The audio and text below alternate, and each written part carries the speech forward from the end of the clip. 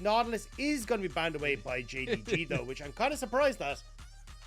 Indeed. JDG on the blue side changing it up this time around. Need to get on the good side, at least, as Corki also joins the Nautilus ban from JDG. Don't want to deal with Cream's packages, as we do have the Wukong and Lucian ban with the Taliyah from OMG. The Gangplank also bans. So 3 bans from JDG from Game 1's composition of OMG.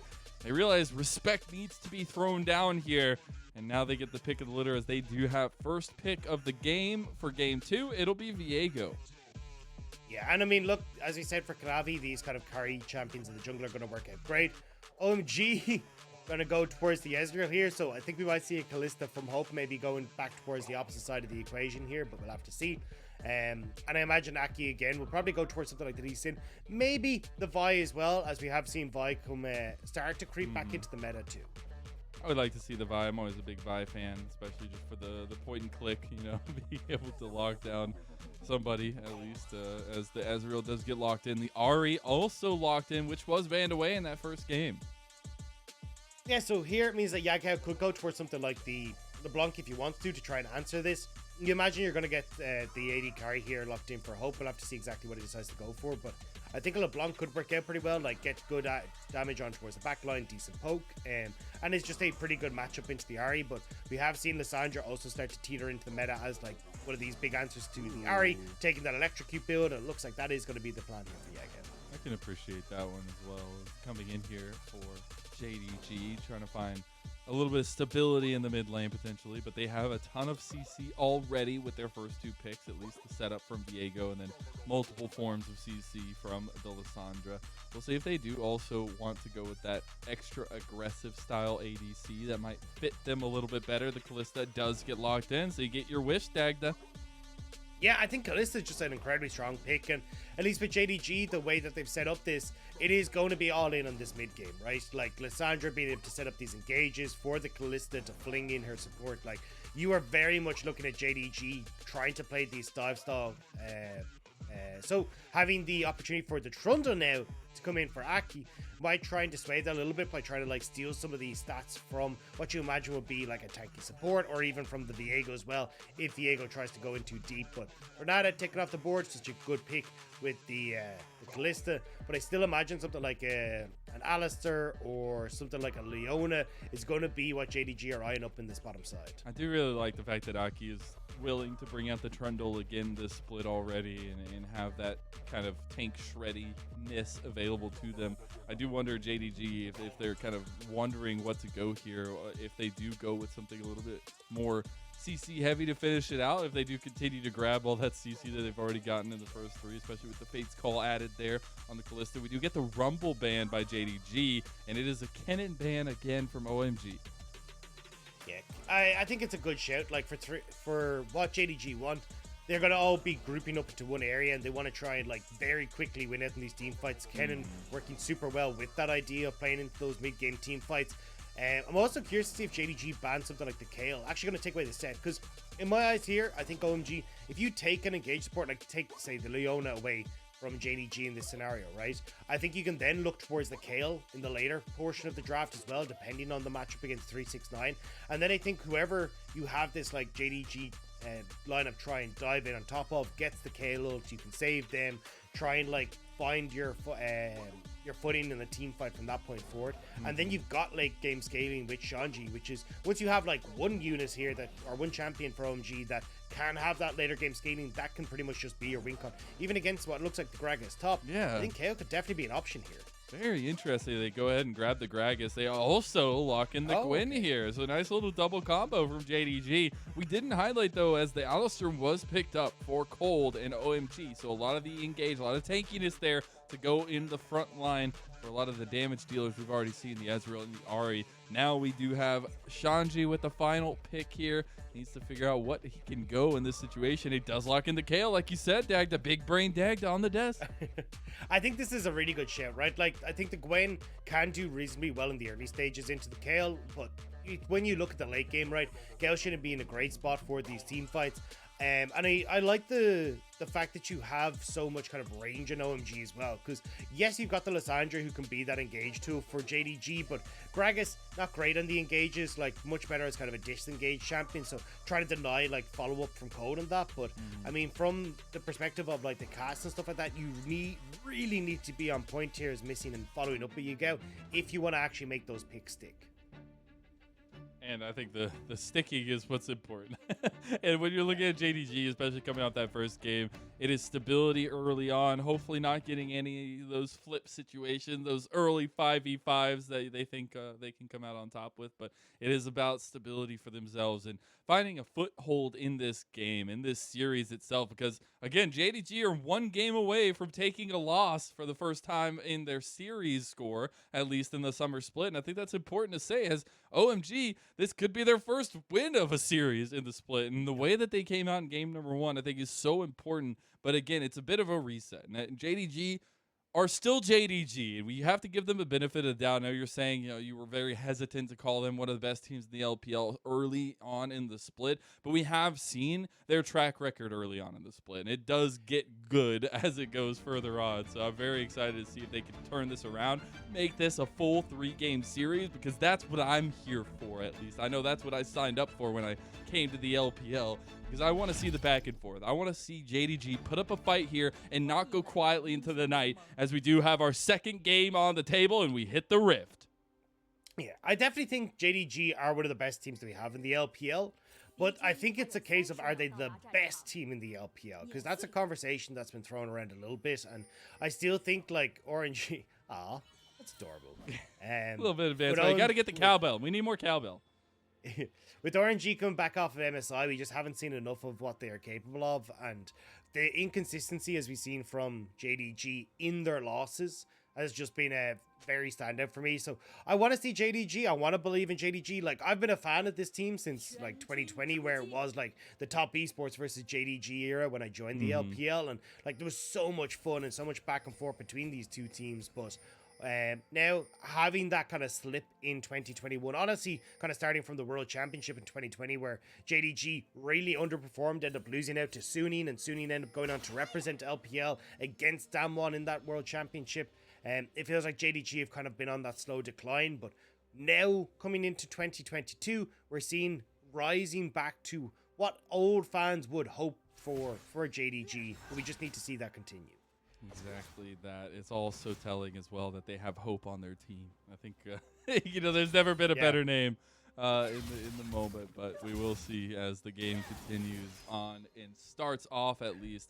369 having heavy trades against Shanji early. Needs to try and get ahead of this Kale as best as possible. You would want, as I had that whole conversation with Ox the other night that, as a play-by-play, I know how to count, and Kale is really easy for me because I can count to 11 and I can count to 16. I get to do that again tonight, which I'm very happy about. Again, makes it very easy for me. But 369 himself wants a bounce back from that last game, right? Like, you do not want to go into a Vladimir match like that and get handled the way you did and not come into game 2 with a little bit of gruff.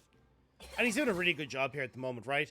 Like, in the early stages in top lane matchups, the level is so much more valuable than those early minions. And you can see there, right, 369 denying Shanji access to where he can get experience from the minions. So still sitting at level 1 despite the full wave Aki already knows being this is gone. coming. So here we go. He gets the red buff. There's the missed out. Kanavi is not going to get the red. Does just spend a little bit of time in OMG's jungle. We'll start up the Krugs here. We got a bit of a 2v2 action going on the top side of the map, but Aki doesn't want to just let the Krugs go. Skirmish might not go their way. Those smites do come out as well. And it'll be just Kanavi cleaning up a little bit of gold up here, while Shanji still level 1 up in this top side. Yeah, and that's what I was talking about, right? 369 doing a really good job of denying Shanji access to minions, but I don't think... Oh, we are looking at a dive. Yagao, oh my god, they're bringing him too. They know, though, that the ward will spot out Yagao, but they're going to go for this. This is a dive in the durability patch at 3.5 minutes. They get Aki as the electrocute comes down. Shanji will not go down. The tower shots are huge. Kanavi getting the last one, and they beautifully execute that tower dive. That minion wave is gigantic, and JDG come out 2-0. Yeah, Shanji going to TP back in, but the juggling on the wave was so good. That tower damage never got to strike anyone down. And I mean, for Yagao, right, he just resets now, can always TP back into the mid. He hasn't really lost out on too much, and just a really nice dive from JDG, because if you actually look, the cleanse is on Ari, so you're not having the ability for Cream to try and move back up towards his top side. And just the dive, so well coordinated, right? Yagao ends up being the one that just tanks up the terror damage here, so Kanavi can finish off. Yagao knows he's got the red buff, so waits until he ends up taking that terror aggro with the red buff burn, so that then Kanavi can finish off the kill. I'm just getting so many clips and moments in my head here where I'm just justifying the fact that the LPL does it best in this match. Yeah. I'm just saying, like, we do it best. And it's JDG who bounced back from that early game of game number 1, now with their own early game in game number 2. And I think that's huge to set up the rest of the game itself. We're looking at some scaling aspects on the side of OMG. I still really like that mid game. And speaking of, JDG want to continue to get a lead. And now they're looking at bot lane as Abel has to get away. No summoner spells used by the OMG bot lane, though. Yeah, missing getting clean with it, though. Sticks the barrel in behind Abel, so in case of even when he arcane shifts, he still takes the damage, which sets up for the belly bop. So nice job there for Missing to get some good poke. Did end up igniting a bit early, though, as Hope did get knocked away by Cold, but still will give control to JDG in the spot side, and that's all that Kanavi really needs to start up this dragon. It'll be first dragon going to JDG, just the ocean dragon to go, and it'll be the priority in bot lane that helps do that here. And I think the early game focus for objectives for JDG last game was okay still, even if they were losing those early picks and getting picked off in certain ways, early skirmishes as well. But it's about continuing that here. That first drag will be a good start for JDG, as they have already had a good start in this game. About 1.5K in the lead, just under 6 minutes, which, you know, not much to write home about, but it's something if you just want to say hello to mom and pa. But it's an incredible start for JDG after, you know, that detrimental start last game. I love the idea of 369 just going, "Dear mom and dad, today I did a thing. Shanji missed out on a ton of CS, and now he needs help from his jungler. Aki is gonna try and gank me, but I get to walk away." I have so many friends. Cold goes back in for the double engage, does get slowed up here, though. Oh, the Q misses from Hope. The stun also flashed away from Cold, and because they had those summoner spells up, they get away. I mean, honestly, this is actually kind of nice for JDG, though, right? Like, getting summoner spells out from that bot lane means when Missing and Hope do hit 6, you have the opportunity to make some really nice plays. Cold as well won't have any sort of flash engages for something like the Rift Herald in just over a minute's half time. So kind of making things a little bit easier for JDG in these early stages. Aki, though, already getting some deep vision established, as we might be looking for a bit more. JDG just... the bounce back, man. They are going for tower dives. They're pushing under turrets early on. They did not take that first game very well. And I wouldn't have either. You know, I'm just saying, as a play, if I were a player. We do get 369 up into this top side, though. Just keep trading down against Shanji, who has hit that level 6 mark now. We do have junglers backpathing in this bottom side of the map. Aki himself coming out onto the map, but it will be a reset for Missing, so the timing just a little bit off. Won't be able to really find anything down there. Just going to keep clearing. Yeah, I think Missing and Hope's just going to reset now. Send Missing up towards the Rift Herald, so then he can try and help out with taking that objective. Hope, I imagine, will still move down towards the bottom side, where he's going to just try and match the 1v1 push from Abel, and making sure that that's all fine. So at the moment, I mean, JDG kind of just playing their bog standard game, right? This is what we talked about. Kanavi putting some pressure down on the bottom side to unlock Missing. Now Missing and Kanavi can work together to get Rift Herald, and continuously just playing for more and more of these neutral objectives. You see Missing in mid lane, giving Cream a little bit of worry there, as it is already Kanavi taking the Rift Herald to start it off. We do have Cold going that way, as well as Aki. I won't be spotting it just yet. We did get the Missing ping, and now the engage. Cold gets stopped in his tracks, though. Double stun there. Yagao almost gets the kill here. He does end up getting killed. Now you have to worry about the frozen thralls, and it comes right for Cream. Cream one tap away, and there's the barrel to finish it off. Great disengage from Missing. The second you get that headbutt coming in from Cold, Missing gets the belly bop, interrupts the dash, and it means that JDG now get the Rift Herald. Actually going to end up picking it up here for 369, and Missing gets killed. So well played. Like, watch it here, right? Cold is on a ward, so Missing ready for that engage, and then Yagao in the perfect spot to get the double lock up. They get the kill onto Cold, which lets Kanavi then set up for the play onto Missing, or sorry, onto Cream as well. Just really well orchestrated by JDG. That was really good, and they, got the Rift Herald at the same time. They got their cake at 8-2. We'll see if they can use it in this top side, though. 369 still putting up pressure. They definitely want to keep that pressure up onto Shanji, as Kanavi will stick around here in the 2v1. Shanji does have some help from Aki, who's pathing up towards his top side, though. Rift Herald is going to be something to keep an eye on, though, as 369 will have to utilize that sooner than later, I would say. But it's just going to lend out here as Cream moving up towards his top side, just making sure to be available for those roams, which we've seen Yagao be able to do so far. Yeah, especially because they spotted Kanavi on that ward that Aki placed earlier, so that's why we're seeing Aki moving up here as well. They're just making sure that Shanji can crash this wave and isn't going to fall even further behind. You can see already a significant CS advantage for 369, and a large portion of like where that big 3k gold lead is coming from.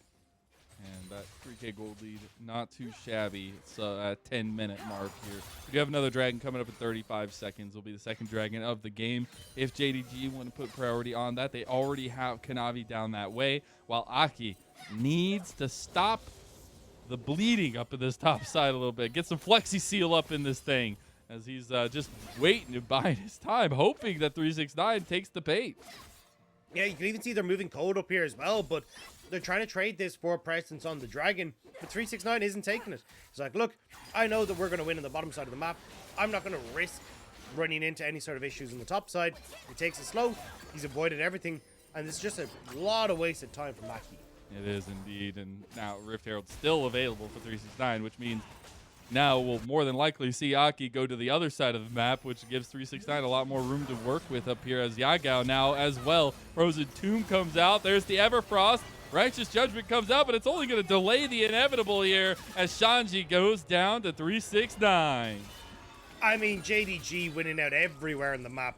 Get the play on Shanji on top side, Dragon on the bottom side, Mountain Dragon available now for them as well if they're looking towards that soul.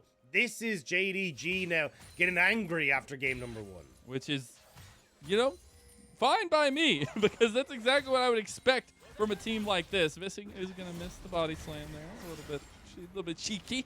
Try to go for the engage. Kanavi onto this bottom side. There's the Rift Herald and some free gold into 369's pocket, and there's no real response to come out from OMG because they really just can't respond. Aki gets caught up by Kanavi. He's already got half his health missing. Subjugation is going to come through here, though, and the healing's going to be nice. The tankiness as well. Cold coming over the wall. Cream is on his way, too. Can they get out? They go for the engage. Nice engage, though, for Cold on the other side to back them off. Cream gets out alive here. Kanavi goes down to Cold. They try and go that bit too far now. JDG get caught out. Kill onto Kanavi, and that's going to give a little bit of breathing room to OMG on this bottom side. And some lovely goal back in the hands of OMG. It's just unfortunate that the kill does end up going to Code in the end. Let's see the task used there on the bottom side near picture-in-picture. Was not able to get able himself. Blue buff will be secured by Hope here in the bottom side of the map, though. It will be another jungle camp taken away from Aki. Finds himself pathing towards the top side of the map. But for now, it will be just JDG pushing in this bottom side as we take a look at that unfortunate circumstance for Aki and for Kanavi in the end. Yeah, I mean, this is where Aki, I think, rightly goes, cool, I've got Subjugate. I'm actually totally fine to go against Kanavi. And you don't have the bot lane of Missing and Hope moving quick enough to go and support Kanavi. Code is actually the one that gets there first. Cream is able to move across as well to help out. So you just end up with a big numbers advantage for OMG, and they're able to get away before Hope and Missing are in a position to take that fight.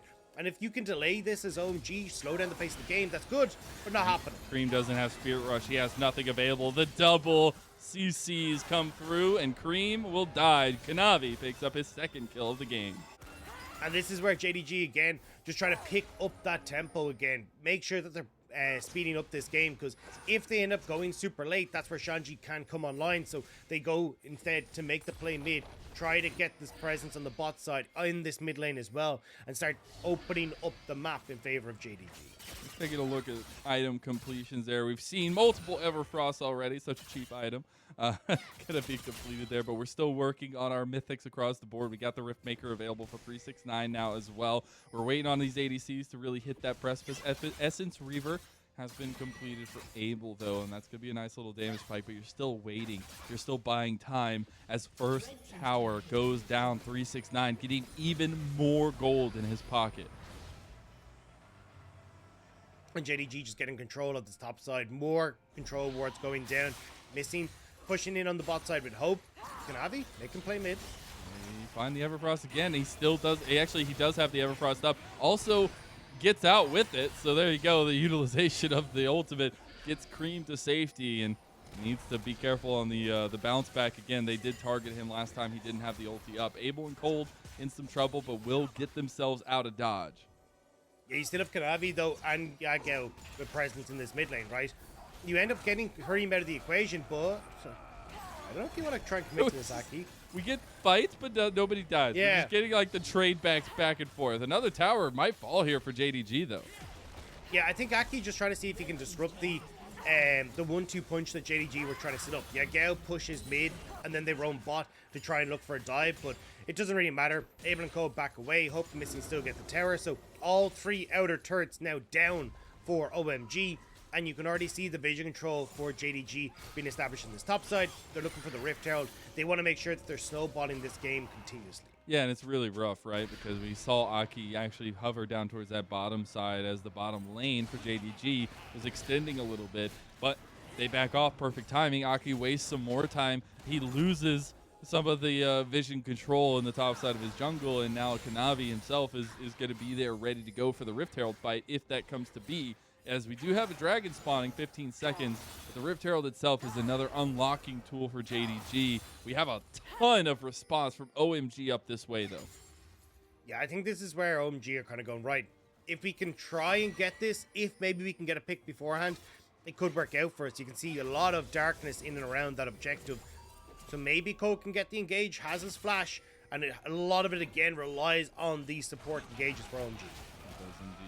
The pillar does come out, missing on the side here. This could be a huge cask. It does separate the team a little bit. Everfrost comes out. Yagao over the wall, though. Double root, double knockup for the Fade's call as well. Cream in some trouble. Everybody's dashing away, but they're all dying at the same time. Missing, burning, but will not die. They get a second kill as Hope flames Cold. And that could be the game-defining fight for JDG. The fact that OMG got nothing, couldn't find the engage, now gives them Rift Herald the opportunity to swing over towards the dragon as well if they'd like. And it looks like that is actually going to be the call. Continue stacking these dragons, more so than getting that Rift Herald.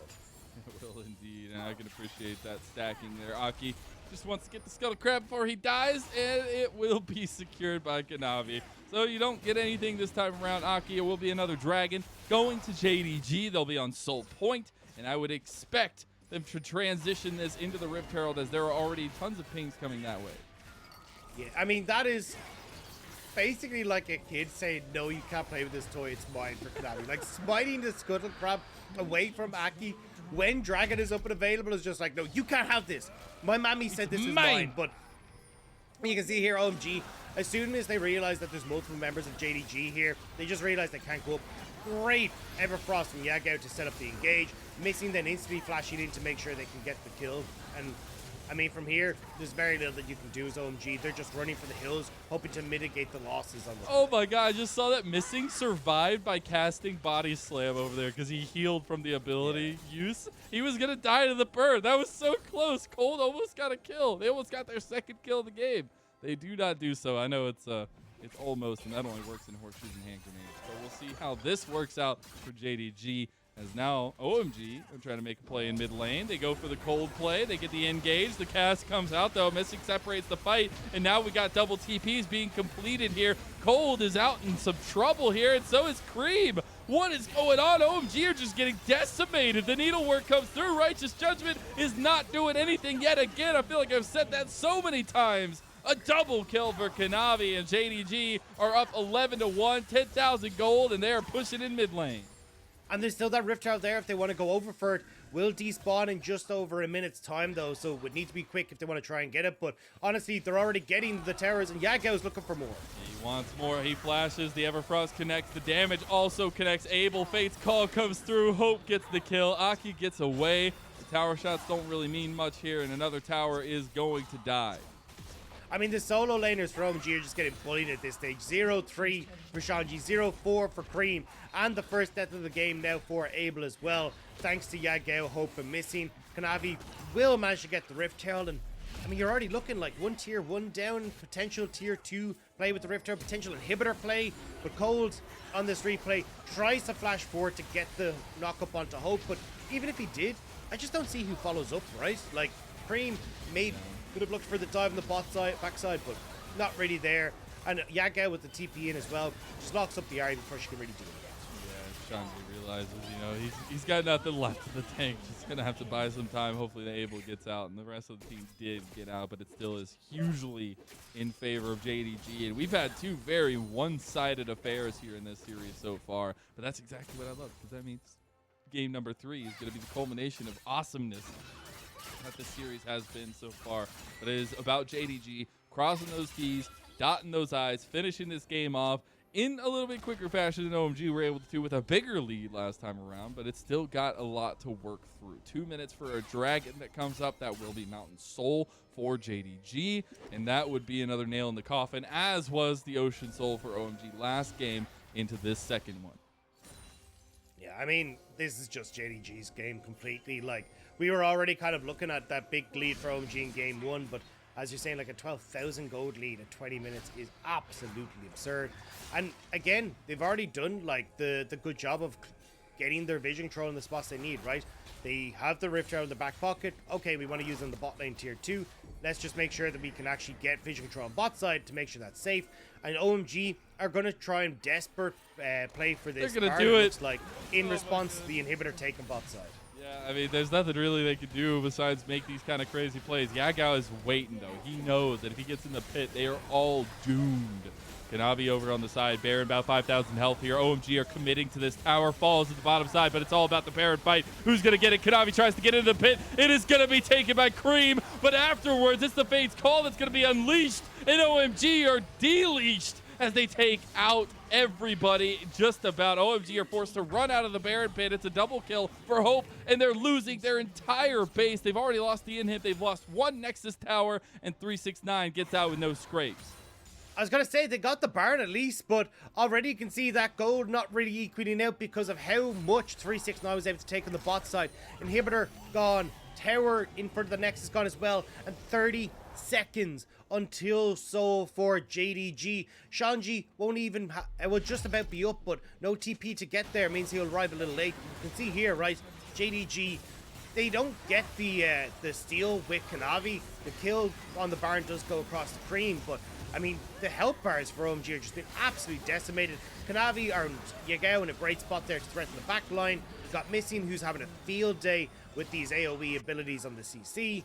Like, there's OMG at least gets something, but it cost them a loss. I will say, I do actually really like the Shanji play there, the Righteous Judgment onto Aki, just to make sure he's immune to try and secure the smite. It didn't work. Like, he didn't get the smite off to secure it, but Cream got it anyways. But I think that's such an interesting combo. One of the little things that OMG can look at coming out of this game. But it will be the Mountain Soul, rather, getting stuck in game number 1. The Mountain Soul for JDG, and slowly but surely, it's going to be a crushing mountain for OMG to come up against. And you can't even leave your bases, OMG, because... Oh, there you go. You left your base, and what happened? You got caught out, you got killed, and that is Yagao with a 4th kill of the game. OMG do get a pick back, though, and it is an overextension for Quinavi. Now a TP coming through here. This will be a full on to Cream. The charm connects, Missing, doesn't get the kill. Spirit Rush is nice, but the Ignite cleansed out by Cream. Pops up the little Yubi. What's going on? And that's the thing, is that, yes, you're losing members, but there's a big double stack super minion wave on the bot side. So 369 will move back up the top side to clear out the last remaining outer turret. And this is what I was talking about for OMG, because you've got the super creeps pushing in the bot side and only one turret left. you're actually not able to leave your base because someone always has to deal with that super minion line, and that's what JDG are playing around right now, knowing they basically have that invisible 6th man on the bottom side thanks to the minions. Shanji's at level 14. I need 2 more levels. Okay, Dag, I can count 2 more levels, but they cannot lose the game before that happens. Maybe they'll even lose it after they get to level 16. But it is a terrifying fact that you have to deal with the side lane pressure. We'll see that play again in mid lane.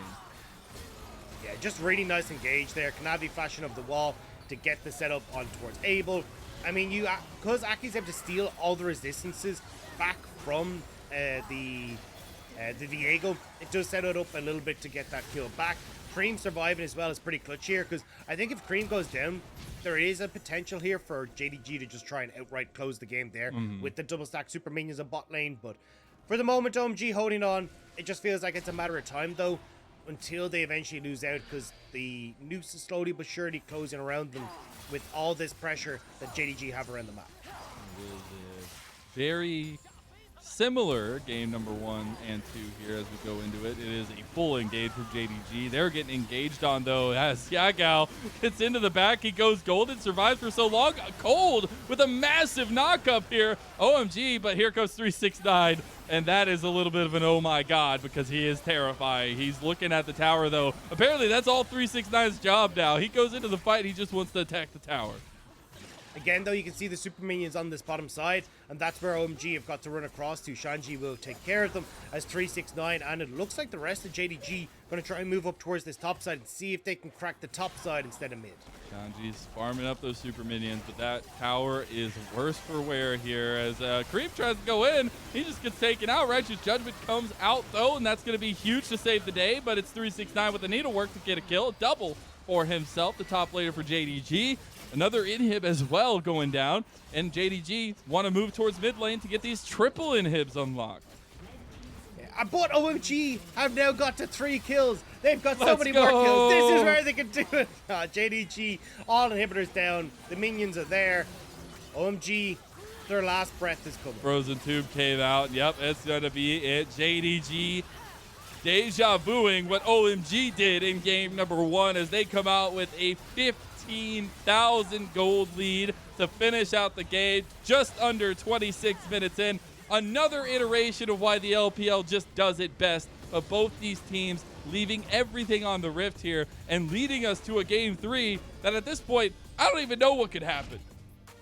Yeah, I mean, this is what we're expecting to see from JDG, though. This is why it can be a little bit frustrating when you see those happy-lucky games in game number 1 of their series, because they are so clean when they get leads. Like, you can